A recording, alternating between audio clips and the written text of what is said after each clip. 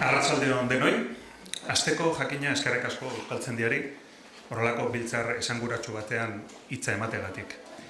Hemen gaude, Arantzazu bertan, 1978ko mugarri horren 50. urteurrenean, euskara batuaren bilakaeran nolabait arnasa hartu, egindakoari atzera begiratu bat eman eta etorkizunari begira jarrita. Etorkizunari begirako gogoetari gauza mamitsua da. Euskara batuaren gaia oso gai zabala baita, erpin eta ertz askokoa. Gaurko nire jarduna ordea oso fokalizatua izango da. Uzei, dakizuenez, terminologia eta lexikografia zentroa da. Baina gaur, lexiko espezializatuari buruz hariko naizenez, terminologia zentro denean hariko naiz. Hau da, gure ekimen nagusietako bat izan den esparruaren inguruan. Terminologiaren estandarizazio eta normalizazioarenean. Teorizazio eta teknizismo handiri gabeko saioa izango da. Euskara batura hitz berriak eta gure kasuan hobesan da, termino berriak gehitzeari buruzko begiratu orokor bat. Eta beti ere, gure esperientziatik abiatuz eta bertara mugatuz. Eta saiatuko naiz labur izaten, txagaren erbirik agertu ez dadin urtikan. Euskara batuaren gogoetaren ikuspegi osatu izateko, atzera begira ere jarri beharra dago. Non gauden eta nora goazen ebazteko nondik gatozen ere ikusi behar da.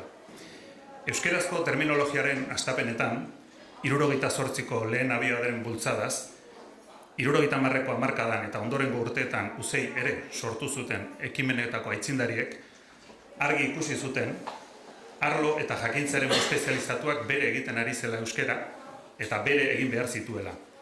Eta uzei ere esan dut, aitzindari haien aparraldi eta olatu aldi berekoak baitira noski, elujar, UEU, gerore EHU eta bar. Garai hartan, asko zor diegun aitzindari handi batzuk izan genituen jo eta ke lanen. Iaz aurkeztu genuen Larretik nora nahi dokumentalean duzue haietako askoren zuzeneko lekukotza. Garai hartako izenak ditugu Jose Antonio Aduriz, Jose Arratxeberria, Martxela Izpurua, Txilordegi, Joseba Antxausti, atzo Arantzazura harrera egin zigun Paulo tartean, eta barkatuko didate, aipatu gabe utzi beharko ditudan beste asko eta asko. Nola egiten zuten terminogintza? Haiek beraiek esana da eta zita ezaguna da, terminologia zer zen jakin gabe hasi zirela terminologia egiten. Hastapen haietan, terminologia lanetan, arlo eta eremu semantiko zabalak landu zituzten, lan orokorrak egin zituzten. Terminografiaren arloan, hiztegi oso orokorrak egin behar izan zituzten gai jakin bakoitzari buruzko oinarrizko lexiko espezializatua finkatzen saiatzeko. Kimika hiztegia, kirola, zuzenbidea arlo orokorra, teknologia eta bar. Behar orokor bati erantzun zabala eman behar izan zen. Eta nondi sortu zituzten terminoak eta termino berriak. Aitzindari haiek ia zerotik egin zuten lana. Ia dena zegoen eta sortzear. Terminologiaren erabilera erreal bat bazen bai, baina aitzindari haiek beraiek landua zen batipat. Eta lehen testugintzartarako terminoak sortu behar izan zituzten. Eta beste zenbait gauza ere egin zuten, adibidez, maileguzko hitzak sortzeko irizpideen liburua, eta abar. Kritika batzuk ere izan ziren garai hartan. Lexiko espezializatua, termino berriak sortzen ari zirelako behar bada lexiko orokorraren esparrua oraindik ondo finkatua ez zegoenean. Eta terminoen hautaketa batzuk ere zalantzan jarri ziren. Denok ezagutzen dugun, gurdia, hiriaren aurretik jartzearen aipua edo kontu ezaguna dago. Euskaltzaindiaren hiztegi batuak bere lehen urratsak egina zituen, 78ko abiapuntu hartatik aurrera, baina artean ez zegoen terminologia zabal bat lantzeko bezain eratua, eta korpus landurik ere ez zen artean. Hala ere, esan bezala, behar orokor bati erantzuna eman behar izan zitzaion. Gizartea aurrera zijoan, euskara ere gizartearekin bat, eta hezkuntzan, hedabideetan eta beste hainbat sektoretan beharrak eta erronkak hor zituen euskarak. Eta aitortza egin behar zaia aitzindari haiei. Denbora eta lan handia aurreztu ziotelako euskarari, beraz, euskara batuari. Ekin eta abiatu zirelako, zain egon gabe. Lexiko espezializatuaren garapenari eta etorkizunari oinarri sendo baten oparia egin zioten. Ekimen horren funtsezko partetako bat izan zen jakina, termino berriak proposatu eta sustatzea, hitz zaharrak berreskuratuz, edo berriak eratuz eratorpenez, edo zabalkuntza semantikoz. Ezagunak diren kasuan, egun hauetan berrian agertu den bezala, garatu famatua, oreka, ziurtagiri, eroale, eroamaile bereizketa, eta bar. Eta lehen aipatu ditudan kritiken arloan, izan ziren, kemen edo energia hautatu behar zen, edo potentzia terminoak hautatzeari buruzko zalantzak edo kritikak. Dena dela, atzera begira, esan liteke ekimen horretan ez direla oso okerri ibili. Jose Etxeberriak dokumentalean bertan esaten du gerora, 90% gora errespetatu izango zela haien proposamen terminologikoa. Jakintzaren zabalen oinarrizko hiztegi orokor hauek, haiek izan ziren hastapen horien emaitza terminografikoa. Azal berde iluneko hiztegi klasiko eta ezagun haiek, 30% gora. Hiztegi horien batura izan zen lehenengo euskal termen muina, 1986. Hiztegiok batu eta datu banku batean integratu ziren. Ura izan zen datu banko horren embrioia. Menduzue, lehen zuen itxura eta oraingoa. Datu bankuaren teknologiak noski abantailan nabarmenak ekarri zituen garai hartan.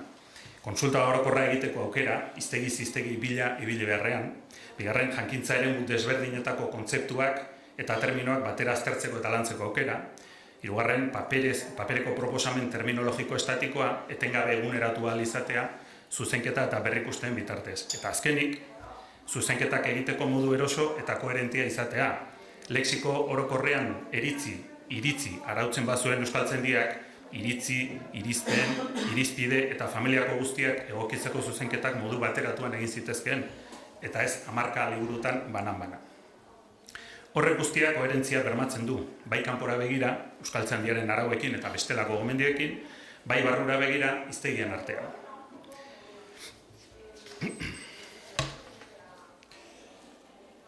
Esan gabe doa, euskaltzaindiak, bertako hiztegigintzak eta hiztegi batuak bereziki, euskaltzaindiaren hiztegia gaur egun, funtsezko egitekoa izan du eta du terminologia gintzan.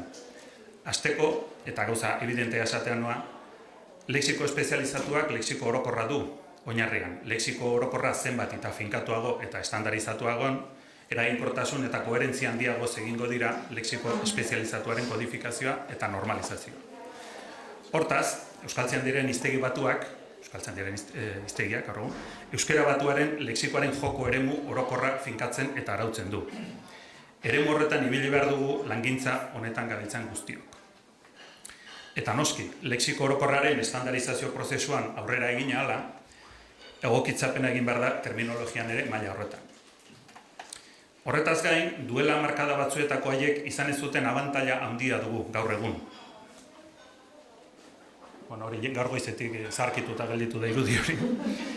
Euskaltzaindiak urte luzetako proiektu eta ekimenen bitartez, euskararen erabilera bere testuinguru konkretu eta errealean biltzen duten korpusa jarri ditu gure esku.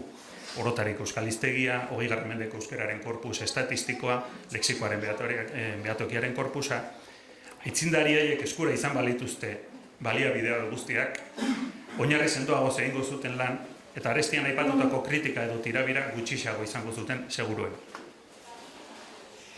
Eta euskaltzaindiak araututakoa eta ezarritakoa dela eta orain kritikatxo bat egin behar diot, terminologia gintzan aritu garen hori. Kontuan izan behar da, terminologia berez ez dela hiztegi batuaren esparru edo xede zuzena, naiz eta jakintzagaiaren marka duten sarrera asko badauden han bertan, atzo Miriam Urkeak erakutsi zigun bezala. Hiztegi batu hertsiari buruzari naiz, azken urteotan atera baitira beste lexiko espezializatu batzuk. Eta hori ala dela jakinda ere, inpresioa du garai batean ez egin dituen askotan terminologia lanerako hertsiegi hartu, hiztegi batuak lexiko orokorrerako emandako arau eta gomendiak, arau horien interpretazio hertsiegia eginez. Hiztegi batuan ageri ez diren formak, berez, berariaz debekatuta ez badaude, ez dira baztertutzat hartu behar. Eta are gutxiago forma batean azaltzen ez diren jakintza eremu bateko erabilera edo adierak. Berez, ez dira baztertutzat hartu behar, eta askotan termino eta forma berriak proposatzeko freno bat izan da hori. Zalantza asko izaten ziren, frenatu ez da hiztegi batuan agertzen, erabili daiteke, bai, ez. obligazio hitza ekonomiarako erabili daiteke, bai ez, ekonomiatik kanpo erabili daiteke, bai ez, hor zalantzan ibili izan gara askotan. Eta bestetik, gertatu izan da, urteetan ezarritako eta erabilitako terminologiarekin bat ez datozen erabakiak hartu izan direla batzuetan hiztegi batuan. Adibide tipikoa dugu, denon ezaguna, duela hainbat urtetako ingurumen. Jakina horrelako kasuek doitze kostu bat ekarri izan diote terminologiaren normalizazioari eta kontuan izan beharrako faktore bat da hori. Zorionez, horrelako kasuak ez dira gehiegi izan. Aurrera begira zer? Euskerak, hizkuntza orok bezalaxe, bere bilakaeran etengabeko evoluzioa bizi du. Eta evoluzio horren ildotik, lexikoaren normalizazioan dihardugun eragileok egungo erabilera behatu behar du. Eta etengabe eguneratu eta berritu gure proposamen lexikoa. Eguneratze horretan legoke noski termino berriak inkorporatzea eta gure proposamen terminologikora eta azken batean euskera batura ekartzea. Urteak pasatu hala, aldaketa nabarmenak izan dira eta guztiz bestelako testuingurua dugu gaur egun. Batetik, euskaltzaindiak bere hiztegigintza eta korpusgintza lanari esker, esparru estandarizatu zabalagoa eta material erabilgarri zabalagoa eskaini dio euskara batuari. Bestetik, terminologiako aitzindariei sortutako oinarri zabal hori ere badugu orain lexiko espezializatuaren arloan. Ondo tinko zapaldu dezakegun zorua dugu beraz, eta sormena, lantzeko arauak eta irizpideak finkatuagoak ditugu orain. Hamarkadetan zehar, euskararen erabilera handituz eta edatuz joan da. Lexiko espezializatuaren beharra izan duten sektore eta esparru guztietan. Dela hezkuntzan, administrazioan, hedabidietan, enpresetan, kirol eta aisian. Eta esparru horietan guztietan sortzen, aztertzen eta lantzen da terminologia. Bere garrantzia du honek eta ez da ahaztu behar erabileraren ikuspegi poliedrikoa. Lanaren fokuari dagokionez, esan daiteke eguneratze arlo konkretuak detektatuz, lan konkretuagoa egiten dela gero eta gehiago. Alegia, biologiaren edo teknologiaren oinarrizko terminologia orokorra jadanik landua dago nolabait, eta gaur egun adibidez, nanoteknologia eta bioetika moduko adar berriak lantzen dira, eta horren bitartez oinarrizko proposamen hori eguneratzen.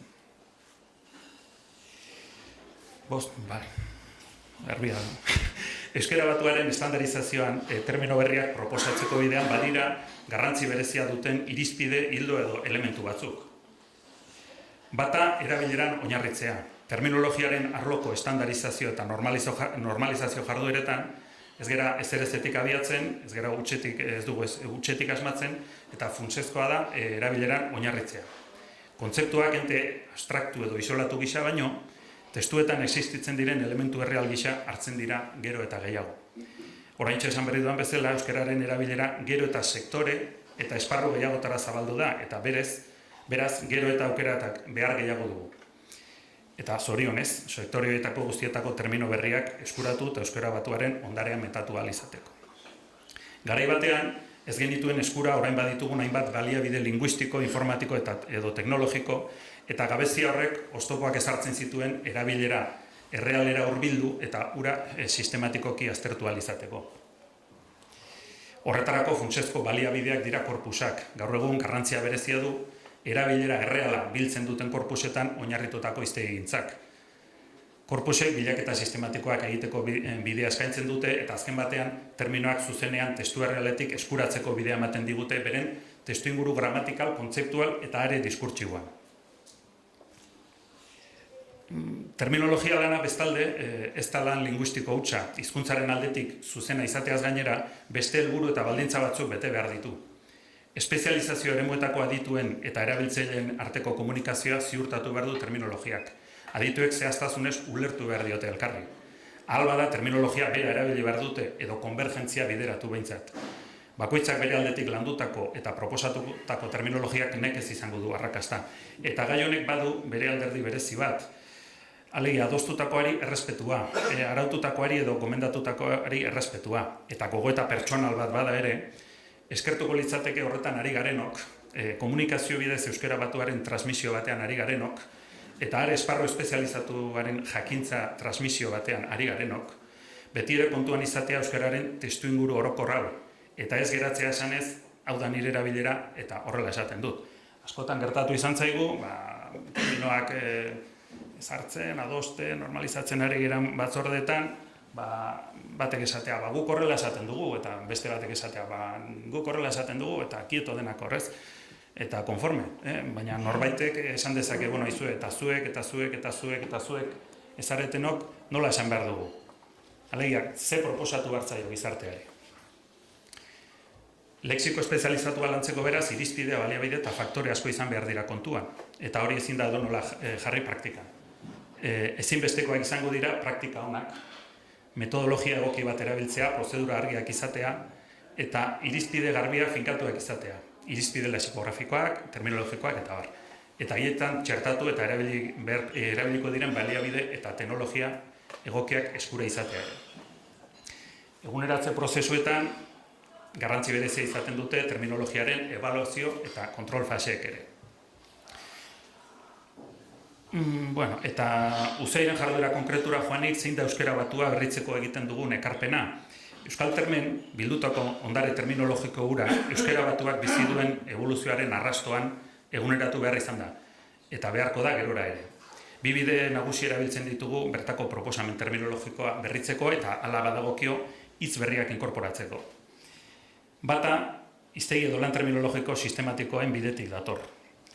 Azken urteotan, Eusko Jaurlaritzako hizkuntza politikako sailburuordetzak euskararen aholku batzordeko atala den terminologia batzordearentzat ezarritako jarduketa planaren ildotik, 50 hiztegi terminologiko berri egin dira.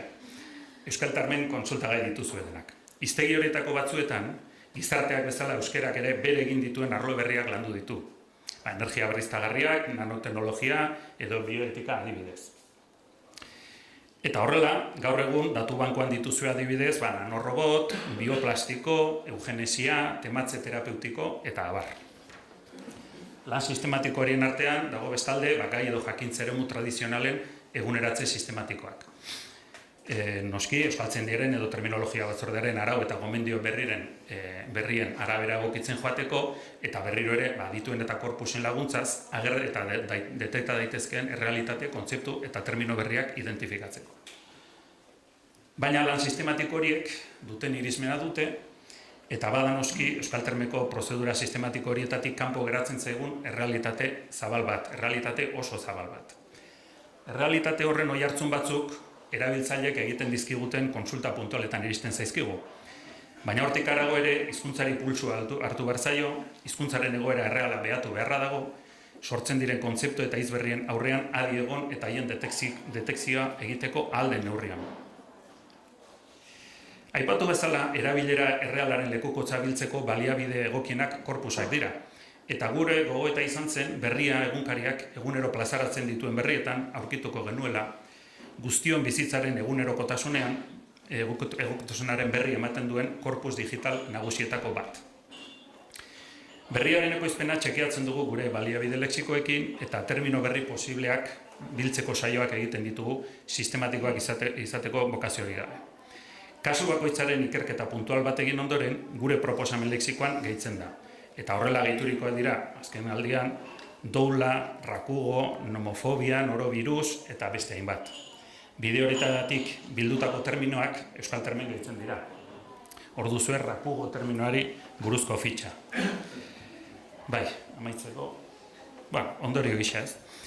Euskara batuak dituen erronkak askotarikoak dira etorkizunari begira, baina gure esparru konkretuari dagokionez 4 lerro xume aipatu nahi dituzke. Arestian esandakoaren ildotik, ahalik eta gehien sakondu behar dugu irizpide, baliabide, praktika eta prozedura hobeak lantzeko bidean. Terminologia ezin baita edo nola egin. Kontuan izan behar dugu beti hizkuntza gutxitua dela gurea, guztiz normalizatu gabea eta gero eta globalizatua dagoen ingurune batean bizi garela. Goizean Bernardo Atxagak esan duen bezala, ja ez dago urrunik. Arestian adostasunari esandakoaren bidetik dator oraingoa. Euskara batuak lexiko orokorrean duen adostasuna nahiko zabala da, oso zabala esango nuke. Ein batean, euskaltzaindiaren araugintzari aitortu zaion itzalari esker, eta konvergentzia indar sendo bat eragin du horrek. Terminologiaren arloan, bada bakoitza bere bidetik joateko halako joera bat, eta lehia terminologiko horretan hizkuntza bera galtzen du.